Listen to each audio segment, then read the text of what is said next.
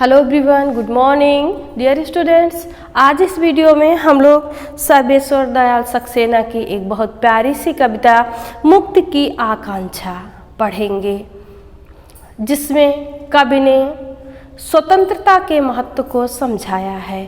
हमें अपने स्वतंत्रता का सम्मान करना चाहिए। कवि कहते हैं, चिड़िया को लाख समझाओ कि पिंजड़े के बाहर धरती बहुत बड़ी है, निर्मम है, वहाँ हवा में उन्हें अपने जिस्म की गंध तक नहीं मिलेगी। कवि कहते हैं, चिड़िया को कितना भी समझाओ कि तुम पिंजड़े में सुरक्षित हो, बाहर सुरक्षित नहीं हो। बाहर की दुनिया बड़ी निर्दयी है। बाहर हवा में, धरती पर इन्हें, इस चिड़िया रानी को इनके शरीर की गंध भी नहीं मिलेगी।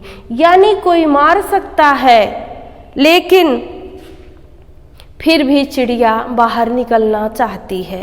अपनी बात को आगे बढ़ाते हुए कवि कहते हैं, यूं तो बाहर समुद्र है, नदी है, झरना है, पर पानी के लिए भटकना है। ऐसा नहीं है कि कोई बाहर पानी भर के रखा है कटोरी में, इंतजार कर रहा है कि चिड़िया आओ पानी पी लो। बाहर दाने का टोटा है, यहाँ चुग्गा मोटा है। कवि कहते हैं, बाहर दानों को ढूंढना है, खोजना है, और यहाँ कटोरी में दाने रखे हैं, पेट भर के खाओ। बाहर बहेलिए का डर है, यहाँ निर्द्वंद कंठ स्वर है।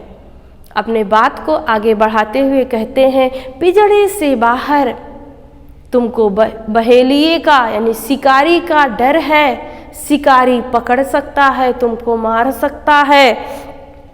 यहाँ इस पिंजड़े में तुम बहुत आराम से निर्द्वंद होकर मन भरने तक गा सकती हो। चिड़िया रानी गाओ। फिर भी चिड़िया मुक्ति का गाना गाएगी।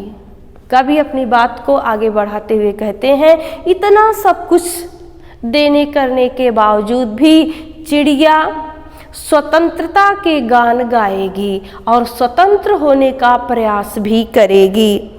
मारे जाने की आशंका से भरे होने पर भी पिंजड़े से जितना अंग निकल सकता है निकालेगी। कवि कहते हैं, बाहर निकलने पर जान से हाथ धोने की आशंका है, लेकिन फिर भी बाहर निकलने का वह प्रयास करेगी। जितना हो सकता है पिंजड़े से बाहर अपने शरीर को निकालेगी। इस प्रयास में यदि पिंजड़ा टूट जाता है या खुल जाता है तो चिड़िया बाहर निकल जाएगी। चारों तरफ से जोर लगाती है और चिड़िया बाहर निकल जाती है। कवि इस कविता के माध्यम से यह बताना चाहते हैं कि यदि पशु पक्षी अपनी स्वतंत्रता के लिए, स्वतंत्र होने के लिए प्रयास कर सकते हैं, तो हम इंसान होते हुए क्यों नहीं कर सकते।